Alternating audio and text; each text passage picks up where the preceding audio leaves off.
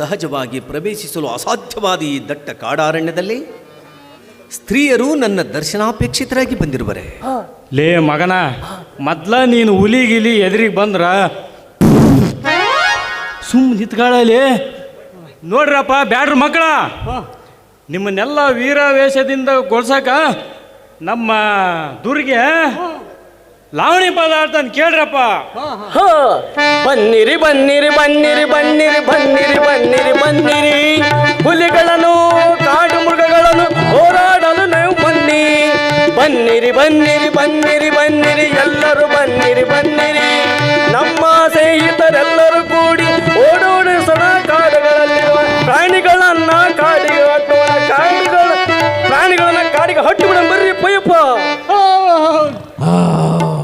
ಏ ಮಗನ, ನೀನು ಭೇಟಿಯಾಡಿದ್ರಾಗ ಭಾಳ ಮುಂದತಿದಿ, ಹಂಗಾಗಿ ಸ್ವಲ್ಪ ನೀವು ಮುಂದೆ ಹೋಗು, ನಾವು ಹಿಂದೆ ಬರ್ತೀವಿ. ಹೌದಲ್ಲೇ ಮಗನ, ಪ್ರಾಣಿಗಳು ನನ್ನ ಬೇಟೆ ಆಡಿದ್ರೆ ಪರವಾಗಿಲ್ಲ, ನಿನ್ನ ಏನು ಮಾಡಬಾರ್ದಾನೆ?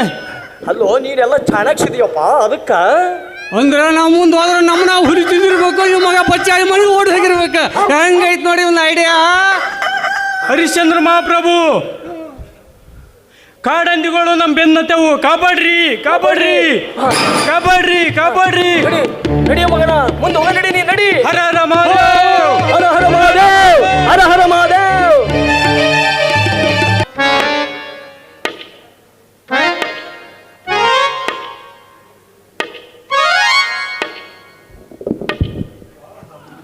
ಗುರುದೇವ, ನಿಮ್ಮ ಮಾಯಾ ಜಾಲದಂತೆ ಆ ಹರಿಶ್ಚಂದ್ರ ಭೂಪಾಲನು ನಮ್ಮ ಆಶ್ರಮದ ಪಕ್ಕದಲ್ಲಿಯೇ ಬಿಡಾರ ಹೂಡಿದ್ದಾನೆ. ಇನ್ನೇಕೆ ವಿಳಂಬ, ತೋರಿಸಿ ನಿಮ್ಮ ಪ್ರಭಾವವನ್ನು ಆ ಭೂಪಾಲನಿಗೆ. ಶಿಷ್ಯನೇ, ನನ್ನ ಮಾಯೆ ಮಂತ್ರವು ಸಾಮಾನ್ಯವಲ್ಲ. ನನ್ನ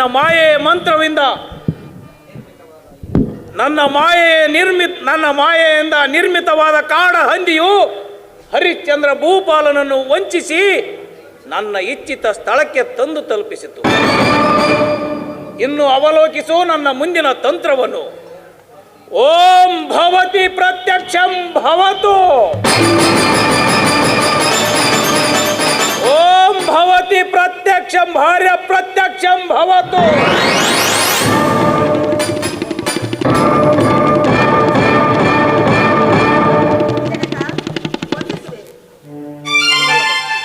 ಆಹಾ ಗುರುದೇವ, ಶಿಷ್ಯನೇ, ದೊಡ್ಡವನಪ್ಪ ನೀನು, ಗುಡ್ಡದಂತವನು. ನೋಡು ನನ್ನ ಪ್ರಭಾವವನ್ನು. ಇಲ್ಲಿ ಬನ್ನಿ, ಇಲ್ಲಿ ಬನ್ನಿ. ಆಹಾ, ಎಂಥ ಸುಂದರ ಹೆಣ್ಣುಗಳು, ಎಂಥ ಸುಂದರ ಹೆಣ್ಣುಗಳು. ನಾನು ನಿಮಗೆ ಆಶೀರ್ವಾದ ಮಾಡುತ್ತೇನೆ. ಶತಪುತ್ರ ಭವ. ನಮ್ಮನ್ನು ನಿರ್ಮಿಸಿದ ಕಾರಣವೇನು? ಆಜ್ಞೆ ಆಗಲಿ, ಆಜ್ಞೆ ಪಾಲನೆಯಾಗುವುದು. ಕೊಂಚ ತಾಳಿ, ಹೀಗೇಕೆ ಗಡಿಬಿಡಿ ಮಾಡುವಿರಿ? ಹೇಳರಲ್ಲಿ ಹೊಟ್ಟಿದವರಂತೆ ನೀವೇನೋ ಸೌಂದರ್ಯವತಿಯರೇನೋ ನಿಜ, ಆದರೆ ಆ ಕಾರ್ಯವು ಅಷ್ಟೊಂದು ಸುಲಭವಲ್ಲ.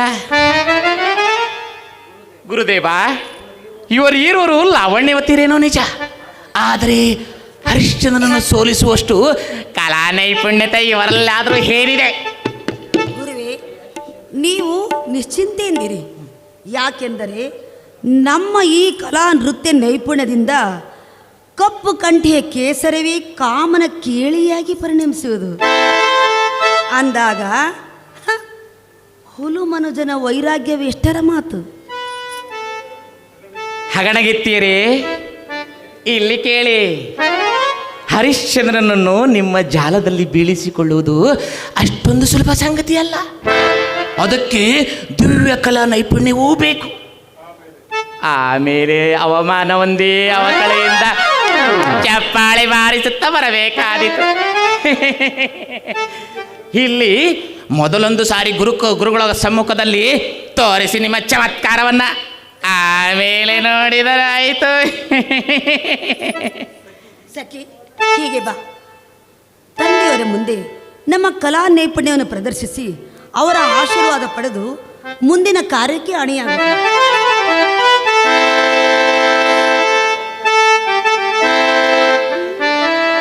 ಜೋಡಿ ಬೇಡ ಕಾ ಕಾಲವಮ್ಮ ತುಂಬಿ ಬಂದ ಪ್ರಾಯವಮ್ಮ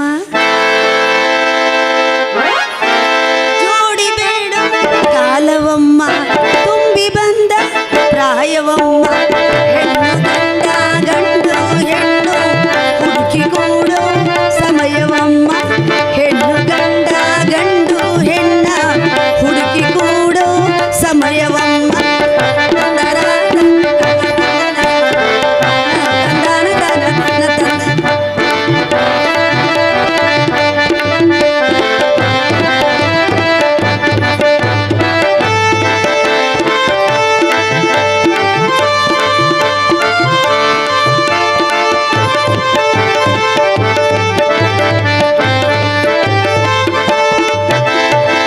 ಚಂದ್ರಕಾಂತಿ ಬೆಂಕಿಯಂತೆ ತಡೆಯಲಾಗದ ಬೇಗೆಯಂತೆ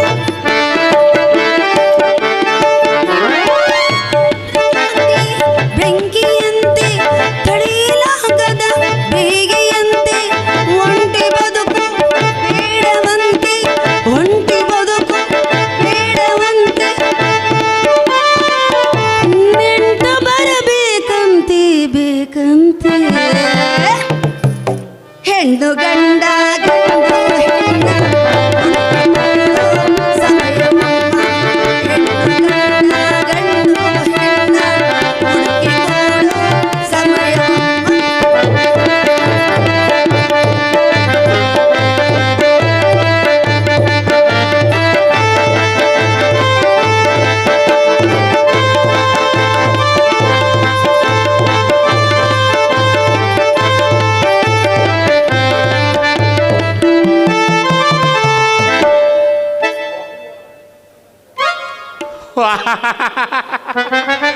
ಓ ಎಂಥ ಕಲಾತ್ಮಕವಾದ ಕಲೆಯನ್ನು ತೋರಿದಿರಿ. ಇನ್ನೇನು ಆ ಗುರುರಾಜನು ನಿಮ್ಮ ಗುರುರಾಜರ ಜಾಲದಲ್ಲಿ ಬಿದ್ದು ಒದ್ದಾಡುವುದು ಖಂಡಿತ. ಗುರುದೇವ, ಇವಳಂತೂ ಸೊಗಸಾಗಿ ಕುಣಿದಳು.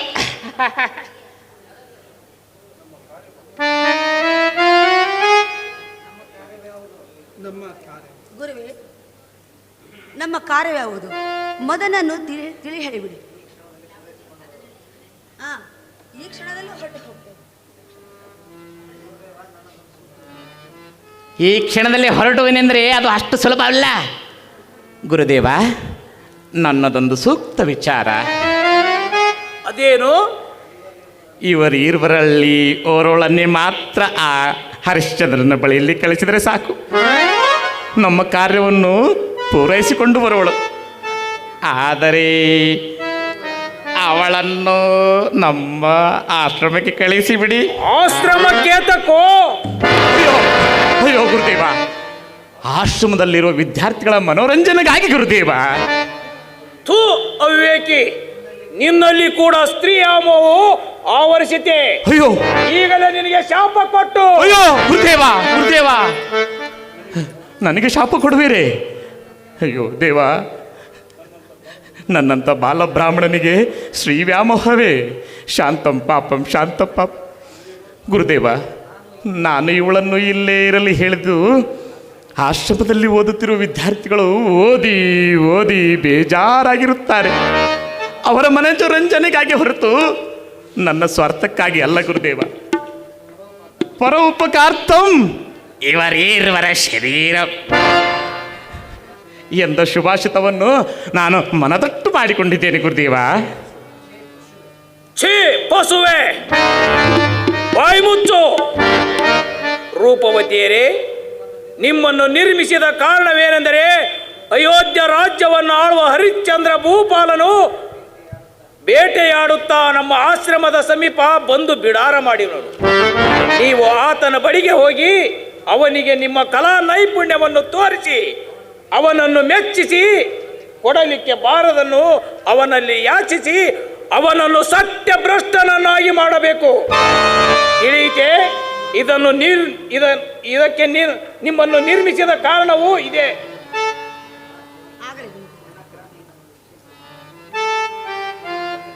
ಕನ್ಯೆಯರೇ, ನಡೆಯಿರಿ.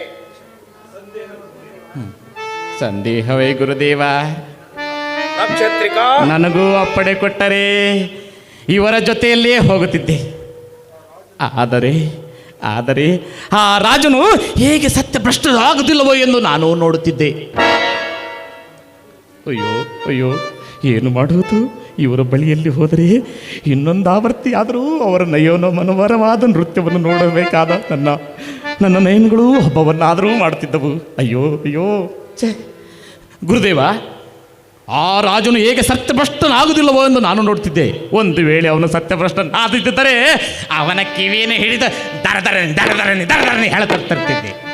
ಬೇಡ, ಅವರೀರ್ವರೇ ಹೋಗಲಿ. ಅಯ್ಯೋ ಅಯ್ಯೋ ಅಯ್ಯೋ,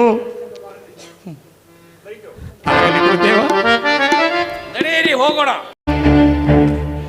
ಮಹಾಮಂತ್ರಿಗಳೇ, ಆ ಕಾಡು ಹಂದಿಯು ನನ್ನ ಕಾರ್ಮುಖದ ಹೊಡೆತಕ್ಕೆ ಸಿಕ್ಕಂತೆ ಮಾಡುತ್ತಾ ಈ ದಟ್ಟ ಕಾಡಾರಣ್ಯದಲ್ಲಿ ಇಲ್ಲಿಯವರೆಗೂ ಬೆನ್ನಟ್ಟಿ ಬರುವಂತೆ ಮಾಡಿ ವಂಚಿಸಿ ಮಿಂಚಿನಂತೆ ಮಾಯವಾಗಿ ಹೋಯಿತು. ಇದನ್ನು ನೋಡಿದರೆ ಇದೊಂದು ಚಮತ್ಕಾರವೆಂದೆನಿಸುವುದಿಲ್ಲವೇ ನಿಮಗೆ? ಹೌದು ಮಹಾಪ್ರಭು, ಇದರೇನೋ ಚಮತ್ಕಾರವಿದೆ ಅನಿಸುತ್ತಿದೆ. ಬೆಳಗಾಗುವವರೆಗೂ ನಾವು ಇಲ್ಲಿಯೇ ಇದ್ದು ಬಿಡೋಣ. ಆಯಿತು ಮಂತ್ರಿಗಳೇ, ನಿಮ್ಮ ಯೋಚನೆ ಸರಿಯಾಗಿಯೇ ಇದೆ. ಬನ್ನಿ, ಅಲ್ಲಿ ಕಾಣುವ ದಿಬ್ಬದ ಮೇಲೆ ಬಿಡಾರವನ್ನು ಹೂಡುವ. ನಡೆಯಿರಿ.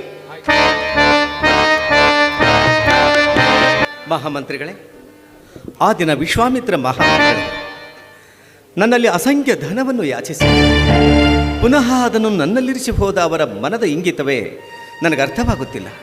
ಅಂದಿನಿಂದ ನನ್ನ ಮನದಲ್ಲಿ ಏನೋ ಒಂದು ತರಹದ ಕಲ್ಪನೆಯ ಕಾರ್ಮೋಡದ ಕರಿನೆರಳು ಸದಾ ನನ್ನ ಮನವನ್ನು ಕೊರೆಯುತ್ತಲೇ ಇದೆ. ಇನ್ನು ನನ್ನ ರಾಜ್ಯದಲ್ಲಿ ಈ ಕ್ರೂರ ಮೃಗಗಳ ಹಾವಳಿ ಮಿತಿ ಮೀರಿರುವುದೊಂದು ಗಂಭೀರವಾಗಿ ಚರ್ಚಿಸಲೇಬೇಕಾದ ವಿಷಯವು. ಇವೆರಡು ವಿಚಾರಗಳು ಕಲ್ಪನೆಗೆ ಬಂದ ಕೂಡಲೇ ಭವಿತವ್ಯದ ಭೀಕರ ದೃಶ್ಯಗಳು ನನ್ನ ಹೃತ್ಪಟಲದ ಮೇಲೆ ಮೂಡಿ ಮನಸ್ಸಿನಲ್ಲಿ ಅಳಿಸಲಾಗದ ಗಾಯವನ್ನು ಮೂಡಿಸಿ ಮಾಯವಾಗುತ್ತಿವೆ. ಪ್ರಭು, ಮಾನವೀಯ ಪ್ರಪಂಚವು ಸುಖ ದುಃಖಗಳ, ಆಶೆ ನಿರಾಶೆಗಳ, ವೃದ್ಧಿ ಕ್ಷಯಗಳ ಮೊದಲಾದ ದ್ವಂದ್ವ ರೀತಿಯನ್ನು ಒಳಗೊಂಡಿದೆ. ಈ ನಿಸರ್ಗವೂ ಕೂಡ ಹಾಗೇನೆ. ಒಂದು ಗೋಳಾರ್ಧದಲ್ಲಿ ಪ್ರಖರತ ಬೆಳಕಿದ್ದರೆ ಮತ್ತೊಂದು ಗೋಳಾರ್ಧದಲ್ಲಿ ಕತ್ತಲು ತುಂಬಿರುತ್ತದೆ. ಮಾನವರು ಹಾಗೂ ನಿಸರ್ಗದಲ್ಲಿಯೂ ಈ ಸಹಜ ಈ ನೇಮ. ಹೌದು ಮಹಾಮಂತ್ರಿಗಳೇ, ನೋಡಿ, ನಿನ್ನೆಯ ದಿನ ಲಕ್ಷಾನುಲಕ್ಷ ಕಾಡು ಪ್ರಾಣಿಗಳು ನಮ್ಮ ಸಾವಿರಾರು ಸೈನಿಕರ ಹೊಡೆತಕ್ಕೆ ಸಿಲುಕಿ ಸಾವನ್ನಪ್ಪಿದವು. ಆದರೆ ಆ ಒಂದು ಕಾಡು ಹಂದಿಯು ಮಾತ್ರ ನಮ್ಮ ಸೈನಿಕರ ಕಣ್ಗುರಿಯನ್ನು ತಪ್ಪಿಸಿತಲ್ಲದೆ ಬೇಟೆಯಲ್ಲಿ ಬಲ್ಲಿದನಾದ ನನ್ನನ್ನು ಸಹ ವಂಚಿಸಿ ಮಿಂಚಿನಂತೆ ಮಾಯವಾಗಿ ಹೋಯಿತು. ಈ ಘಟನೆಯು ನನ್ನ ಕಲ್ಪನೆಗೂ ನಿಲುಕದ ನಕ್ಷತ್ರವಾಗಿದೆ. ಕಾಲಚಕ್ರದ ಕಷ್ಟಗಳು ಒಮ್ಮೆ ಕಾಣಲು ಪ್ರಾರಂಭವಾದರೆ ಒಂದರ ಮೇಲೊಂದರಂತೆ ಬರುವವು. ಪ್ರಭು, ಬರುವ ಭಯಾನಕ ಪ್ರಸಂಗಗಳು ನಿಮ್ಮ ಭವಿಷ್ಯತೆಯನ್ನು ಉತ್ತುಂಗಕ್ಕೆ ಒಯ್ಯುವ ಶಿಖರಗಳಾಗಿವೆ. ಅದಕ್ಕೆ ನೀವೇಕೆ ಚಿಂತಿಸ್ತಿರುವಿರಿ?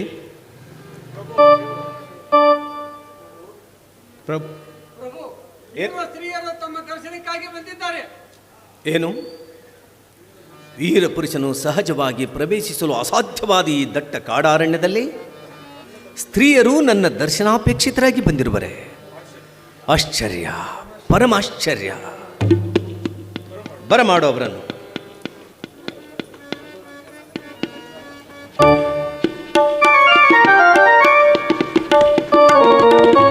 ಪ್ರಭುವಿನ ಚರಣಗಳಲ್ಲಿ ವಂದನೆ. ಕನ್ಯೆಯರೇ, ನೀವಾರು? ಇಲ್ಲಿಗೆ ಬರಲು ಕಾರಣವೇನು? ನಾವು ನೃತ್ಯ ಕಲಾ ನೈಪುಣ್ಯದಿಂದ ರಂಭೆ, ಊರ್ವಶಿಯನ್ನೇ ನಾಚಿಸುವಂತಹ ಕಲಾಕೃತಿಗೆ ಸಂಬಂಧಪಟ್ಟವರು. ಇರಬಹುದು. ಆದರೆ ಇಂತಹ ದಟ್ಟ ಕಾಡಾರಣ್ಯದಲ್ಲಿ ನನ್ನನ್ನು ಭೇಟಿಯಾಗಲು ಬಂದಿರುವ ಕಾರಣವಾದರೂ ಏನು?